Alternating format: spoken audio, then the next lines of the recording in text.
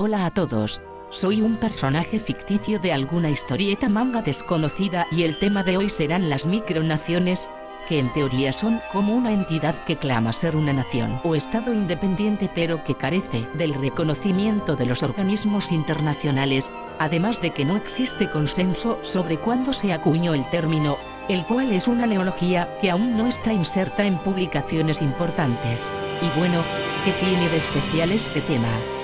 Como tema de conversación puede resultar bastante interesante, además de los preciados e invaluables artículos de colección que uno puede conseguir, sin contar que esto le puede ser extremadamente útil a alguna mente creativa. Una mente que no tenga nada que hacer y esté viendo vídeos hechos con alguna voz sintética de por allí. Así que sin más nada que decir, comencemos, que el tiempo es oro. Las micronaciones como tal no son un tema nuevo, ya que este modelo de país se vienen dando desde hace ya mucho tiempo, con sus primeros pasos en los años de 1865, con la fundación del Reino de Redonda ubicado en el Caribe. Claro que la isla donde se ubica este dichoso reino está deshabitada y no hay ni un solo castillo, ni mansión ni ninguna sola edificación humana en toda la bendita isla, pero eso no impide que se proclamen reyes, que luchen por sus ideales y la soberanía de ese pedazo de tierra. Vamos, que es romanticismo en todo su esplendor. Actualmente el Reino de Redonda es, por un lado, un juego literario y el monarca actual es el escritor español Javier Marías, quien desde su cargo de rey ha otorgado títulos nobiliarios, obviamente ficticios, a una gran cantidad de personajes de las artes y las letras. Estos premios se otorgan después de una votación por parte de todos los miembros de la nobleza. Si escucharon bien, nobleza del Reino de Redonda. Ya con todo esto dicho, solo nos queda decir: larga vida al Reino de Redonda. Ya con el paso del tiempo, luego de la fundación de Redonda, empezaron a surgir muchas otras micronaciones y junto a esas naciones muchos reyes, haciendo que la palabra rey pierda todo su valor y el estatus que ésta representa. No fue hasta los años de 1960 y 1970 donde surgieron una gran cantidad de este tipo de naciones, siendo la primera islas el Principado de Sealán.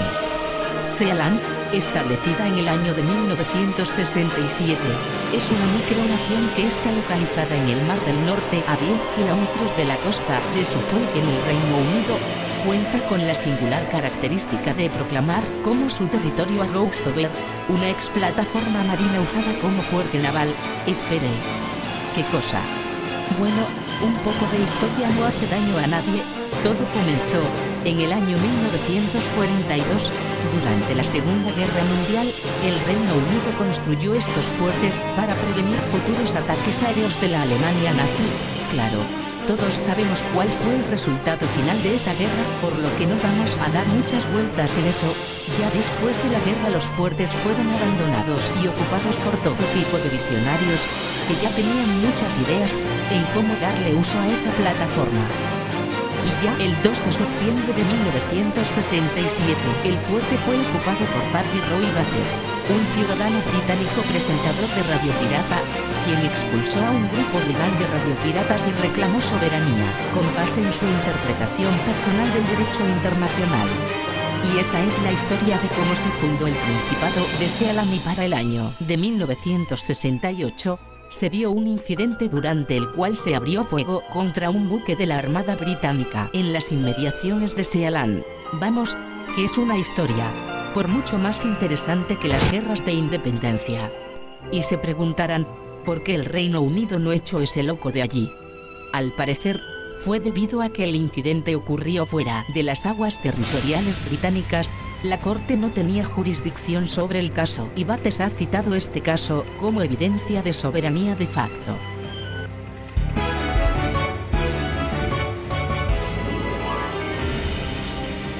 Pero la historia de este país no acaba allí, no, ya que en 1978 se produjo lo que vendría siendo una especie de golpe de estado, llevado a cabo por el entonces primer ministro de Sealán, Alexander Peachenbach, junto con varios ciudadanos alemanes y holandeses, tomaron por la fuerza la torre manteniendo a Michael Bates cautivo, para liberarlo varios días después en los Países Bajos. Sin embargo, Bates de alguna forma logró conseguir asistencia armada y usando un helicóptero de asalto retomó la fortaleza. Luego de eso se mantuvo a los invasores cautivos y los declaró prisioneros de guerra.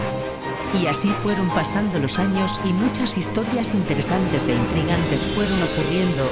Ya para el año 2007 el Principado de Sealand puso a la venta la plataforma que conforma su territorio, venta de la cual hay muchos interesados en su adquisición, como lo es el ya famoso grupo anti-copyright y partido político sueco Die Pirate Bay, aunque no sé en qué quedó todo. Por parte del gobierno británico, han declarado públicamente su autoridad sobre Roxtober, pero al ser un asunto gubernamental evitan cualquier acción o comentario a menos que se vean forzados. Ya saliendo de esta maraña conspirativa vamos con algo de interés general, y es que, durante todo este tiempo Sealand, además de estar en sus actividades mundanas, como dejar muy en claro su soberanía a todo aquel que se le cruce por el camino, también ha creado su propia moneda llamada dólar de Sealand, y ha establecido como valor teórico la paridad con el dólar estadounidense.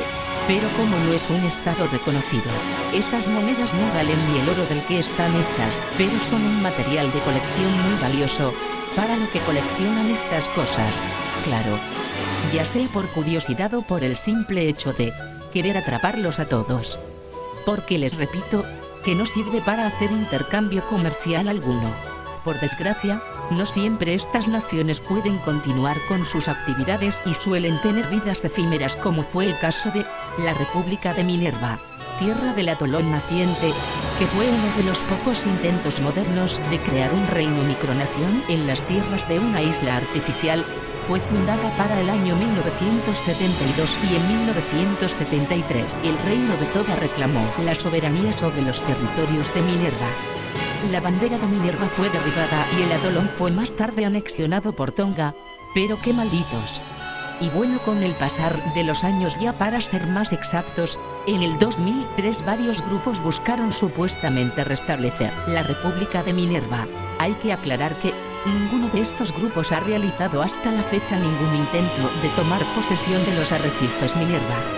Minerva, tu vida fue corta, pero siempre estarás en la mente de muchos que vieron algún tipo de potencial en vivir en una isla artificial varada en mitad de la nada. Y a pesar del poco tiempo de existencia de esta nación, logró crear sus propias monedas y por supuesto más material de colección. Como ya se habrán dado cuenta, estas micronaciones van más allá de ser un simple pasatiempo, además de compartir muchas similitudes de las que podemos enumerar. 1. Algunas desean ser reconocidas públicamente como estados soberanos, pero no son reconocidas por los estados oficiales. 2. Son bastante pequeñas en su mayoría y muchas no tienen más que 1 o 2 participantes activos. Y 3. Algunos expenden instrumentos como pasaportes, sellos y moneda, y confieren títulos y premios, pero raramente estos instrumentos son reconocidos fuera de sus propias comunidades de interés. Y antes de dar los puntos finales, vamos a mencionar una última micronación que no solo comparte algunas características ya dichas, sino que también tiene su propia religión, conocida como Silinismo, que es la adoración del gran pingüino. Así es, estamos hablando del reino gay y lésbico de las Islas del Mar del Coral. No quise decir el imperio de Aerica, fundada por Eriglis cuando era un niño y mantenida durante varias décadas desde entonces. Alega varios territorios terrestres e interplanetarios, como la Tierra Aerican, pero la verdad es que nunca ha sido reconocida por cualquier otro estado soberano y además carece de territorio propio. Pero vamos a darnos el tiempo de explicarlo. Fundada el 8 de mayo de 1987 por Eriglis, el actual emperador, y un núcleo de amigos. Los primeros 10 años de vida están repletos de guerras, incluso con micronaciones rivales. Durante este periodo, el imperio era prácticamente en su totalidad ficticio, e incluía una vasta galaxia de planetas bajo su nacionalidad. No fue hasta la ratificación de la Constitución de Aerica que la micronación prometió usar la fuerza únicamente como última opción. Antes de continuar, ya les dije que esta es una nación bastante friki, ¿no? Entre los territorios que el Imperio reclama podemos enlistar 1 kilómetro cuadrado de terreno situado en Australia, aproximadamente 720 acres de superficie del planeta Marte, el hemisferio norte del planeta enano Plutón, una zona de pasto para vacas mal delimitada, situada en algún lugar del medio oeste americano y Verden, que es un planeta inexistente, así que es una reclamación totalmente inventada, pero el día que decidan qué planeta tendrá ese nombre. Recuerden, el Imperio está interesado. Con respecto a su religión, ha crecido mucho en la última década y han aparecido fervientes seguidores del culto, cuya cifra mundial se acerca a los 30 practicantes. La enseñanza primaria de esta iglesia es que el humor es sagrado y que para vivir una buena vida se debe aprender a reír al universo y compartir las risas con otros. Cualquier parecido con la forma de pensar de algún personaje de ficción adicto a las fiestas, créanme, es solo una mera coincidencia. La cultura del Imperio americano ha crecido mucho, gracias al hecho de que el proyecto ha atraído a personas con fuerte sentido del humor y que aman la ciencia ficción, la fantasía y los juegos. En consecuencia, la cultura moderna de Aerica está repleta de referencias a la Guerra de las Galaxias, la Guía del Autoestopista Galáctico, y otras obras similares. Con carácter anual, el Imperio acoge concursos de relatos, de improvisaciones, de juegos de guerra y otros eventos. Además de contar con pasaportes y tarjetas de identificación descargables en su página web, y el enlace a la misma estará en la descripción del vídeo.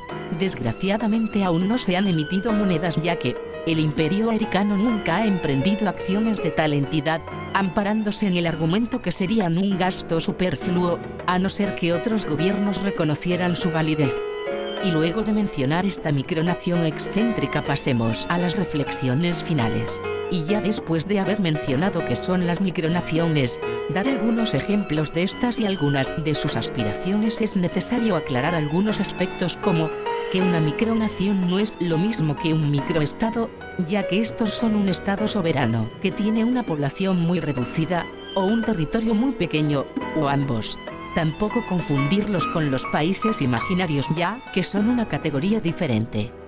Por parte de las micronaciones, se debe resaltar que hay una serie de terminologías que se deben tener en cuenta, como lo es el micronacionalismo, que es simplemente la afición al tema de las micronaciones y a todo lo que se relaciona directa o indirectamente con ellas, y que según el célebre Louis Saint-Méran, quinto presidente de Waterland, y sí, esa es otra micronación más, pero que no mencionaremos aquí, dijo.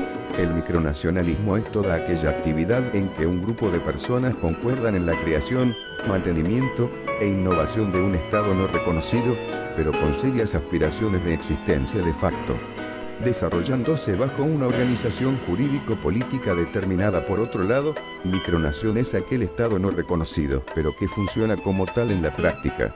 Además que el micronacionalismo se divide en dos formas de pensar, que vendrían siendo los secesionistas, que promueve una opinión favorable a la separación o independencia, y los lenitivos, que promueve la idea de crear micronaciones con fines lúdicos, para divertimento de sus componentes.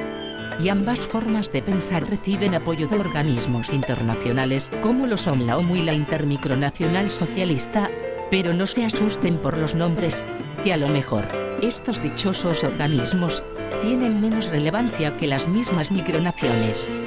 Pasemos con lo que vendría siendo la opinión de la persona que hace este vídeo, que bien se puede resumir en que es un tema bastante interesante, que ya por sí solo es algo demasiado extraño y extenso. Y con esto terminamos el vídeo, que espero no se les haya hecho aburrido, y ya si quedaron o ya están interesados en esto, pues mejor. Y ahora un vídeo de despedida para todos los que soportaron llegar hasta aquí. Nos vemos hasta el próximo vídeo. Fin.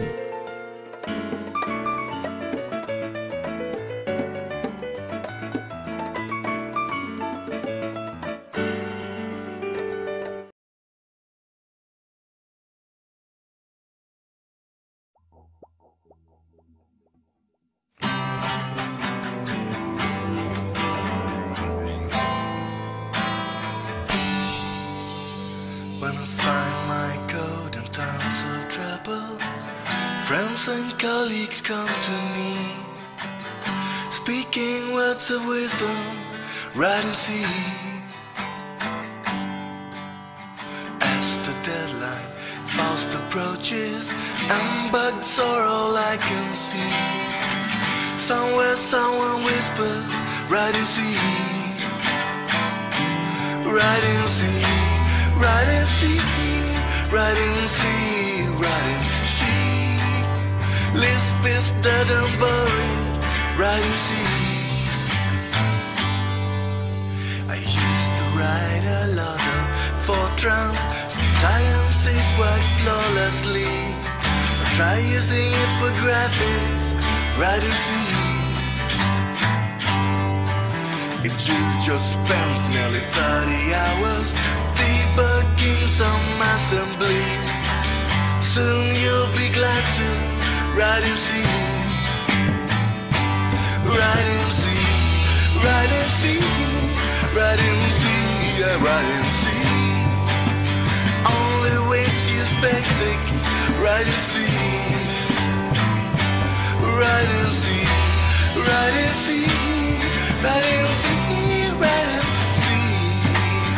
Pascal won't quite cut it, so write and see.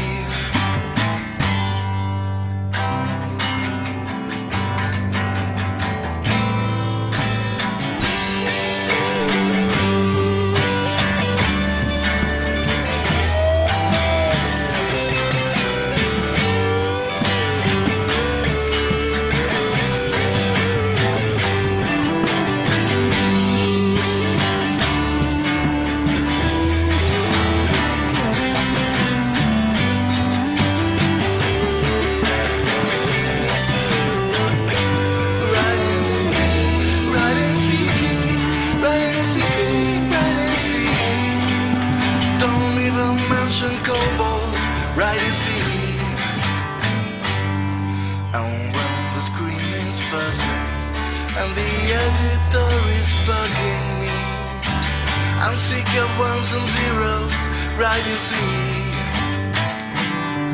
1,000 people swear that TP7 is the one for me. I hate the word procedure, right and see.